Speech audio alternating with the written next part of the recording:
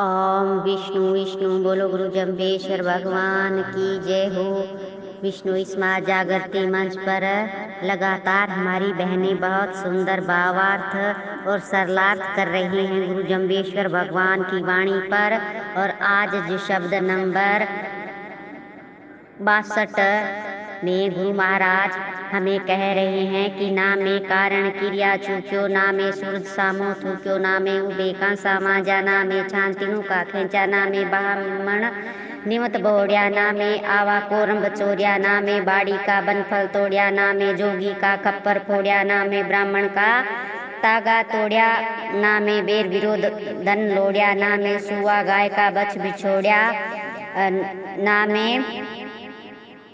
चरती पीवती गौ बिडारी, ना में हरि पराई नारी, ना में सगा सहोदर मार्या, ना में तिरिया सिर खड़ग उबार्या, ना में फिरते दांतन कियो, ना में रण में जाय दो दियो, ना में बाट घूट धन लियो। तो यहाँ पर गुरु जम्बेश्वर भगवान जो राम रूप में लगातार हमें जो आज ये 3 शब्द सुनाए गुरु महाराज ने, जिसमें पहले में दुख व्यक्त किया अपने भाई के जो शक्ति बाण लगा था तब, और दूसरे में जो रामचंद्र जी अपने जीवन में जो ये बहुत बड़ी एक घटना हुई थी, बहुत बड़ा दुख हुआ था राम जी को, तो उस दुख में वो विचार कर रहे थे कि कौन से जो दोष है वो मेरे भाई को लग गए, जिसके कारण ये शक्ति का बाण लगा, नहीं तो शक्ति का बाण लक्ष्मण जी को लग ही नहीं सकता था।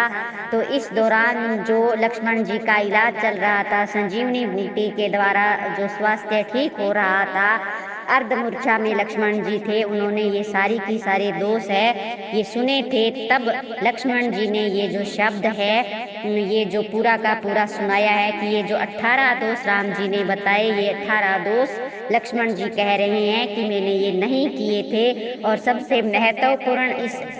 तीसरे शब्द में जो आया है, जो गुरु जम्बेश्वर भगवान ने राम रूप में जो यहाँ पर एक सच्चाई का जो एक वर्णन किया है, बहुत ही सुंदर इसका भाव है इस लास्ट लाइन में कि एक जू ओ गुण रामे कियो, अणहु तो मिर्गो मारण गइयो, दूजो ओ गुण रामे कियो, एको दोषा दियो। तो यहाँ पर जो लक्ष्मण जी को शक्ति जो बाण लगने से जो मूर्छा आ जाती है, तो उस स्थिति में लक्ष्मण से भी ज्यादा दुख किनको होता है, राम को होता है। तो यहाँ पर जो कह रहे हैं लक्ष्मण जी कि ये अवगुण जो ये दोष है ये आपसे हुआ था भैया, कि आप ही स्वर्ण के मृग जो नहीं हो सकता है, फिर भी आप जो आपने इस चीज को, इस संकेत को आप नहीं समझ पाए और उसको मारने के लिए आप उसके पीछे दौड़ पड़े। और जबकि जो यहाँ पर एक आता है कि यहाँ पर राम जी और सीता जी से जो एक चूक हुई, और ये जो माया का बहुत बड़ा प्रभाव यहाँ पर राम पर भी हुआ और सीता माता पर भी हुआ। तो यहाँ पर एक बहुत बड़ी बात जो सामने आती है हमारे लिए कि जब ये माया की जो एक होती है, ये माया सब पर कब कौन सा किस टाइम कौन से टाइम ये अपना प्रभाव छोड़ जाती है पता नहीं होता है। तो यहाँ पर जब भगवान विष्णु अवतार राम थे, उनके पर भी ये माया का प्रभाव हो सकता है, माँ सीता पर हो सकता है, तो हम कौन सी चीज हैं। तो यहाँ पर एक बहुत बड़ी सीख हमें यहाँ गुरु जम्बेश्वर भगवान ने एक सच्चाई बताई थी कि सीता जी ने मर्ग के लिए सीता जी ने कहा था, और राम जी जबकि पता था स्वर्ण का मर्ग नहीं होता, फिर भी वो उनके पीछे गए थे। और इसी दौरान जो एक बहुत बड़ी घटना घटी वो ये कि सीता माँ के ऊपर भी माया का प्रभाव था, वो भी नहीं समझ पाए इस चीज को, और उन्होंने जो एक बहुत बड़ी यहाँ जो एक घटना घटी वो ये घटी कि मारीच ने जब राम जी ने उनको बाण मारा था मृग को, तो वहां पर जो मारीच ने आवाज लगाई थी, राम की आवाज निकाल कर जो आवाज लगाई थी, तो यहाँ पर लक्ष्मण जी कहते हैं कि भैया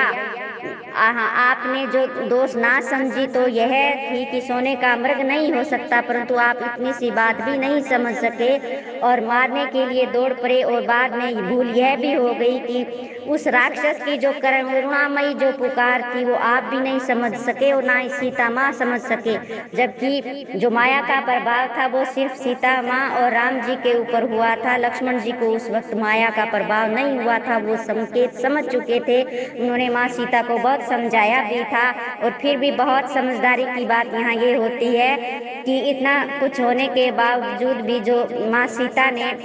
दूसरा दोष ये किया कि लक्ष्मण जी को बहुत सारे कटु वचन बोल दिए। इसके कारण लक्ष्मण जी को राम जी के पास जाना पड़ा।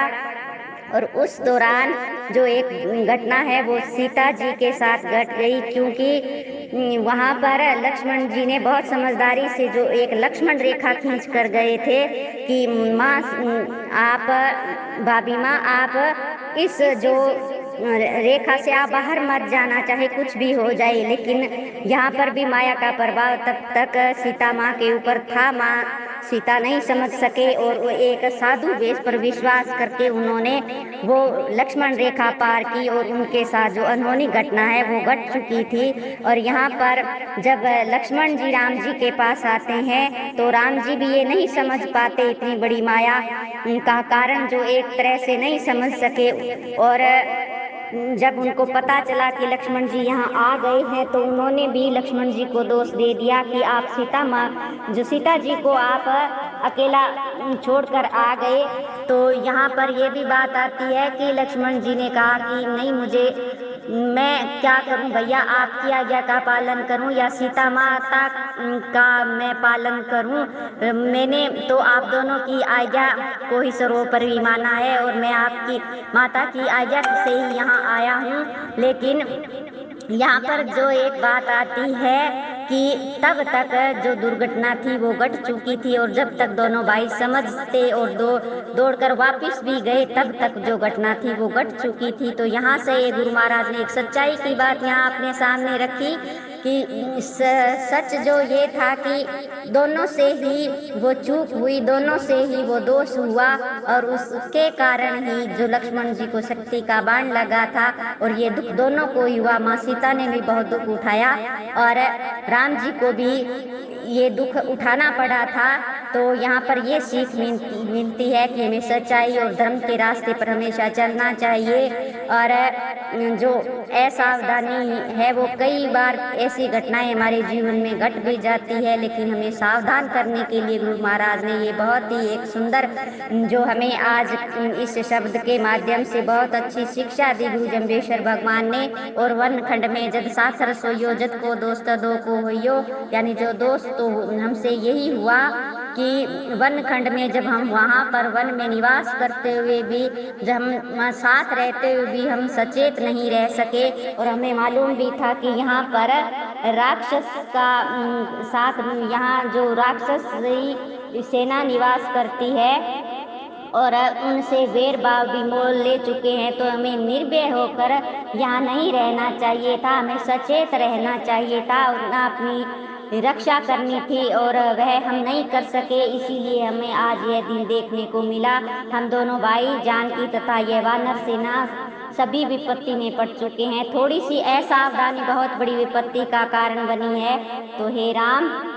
हे भैया, उस वनवास समय की ही भूल ही हमारे दुख का कारण है। यहाँ गुरु महाराज ने एक भूल को, और जो छोटी मोटी हमसे न जाने कितनी भूल होती है, कितने जाने अनजाने में हम दोष कर बैठते हैं, तो गुरु महाराज ने बहुत बड़ी एक शिक्षा दी यहाँ पर कि ऐसा दोष हमें भूल कर भी नहीं करना चाहिए और सावधानी पूर्वक बहुत ध्यान रखना चाहिए। यहाँ पर गुरु महाराज ने एक बहुत बड़ी शिक्षा हमें यह दी है कि सच्चाई के रास्ते पर चलना है। सच्चाई के रास्ते पर सत्य के साथ चलेंगे तो धर्म भी हमारी रक्षा करेगा और हम धर्म की रक्षा तभी कर पाएंगे जब हम अपने गुणों के द्वारा अपनी सच्चाई को सत्य के साथ चलेंगे, तो धर्म भी हमारी रक्षा करेगा और हम भी धर्म की रक्षा कर पाएंगे। और जो हमारी सृष्टि और प्रकृति की रक्षा भी एक सच्चाई के आधार पर होती है। जब सच के साथ चलते हैं तो सब कुछ संभव है। बोलो गुरु जम्बेश्वर भगवान की जय हो।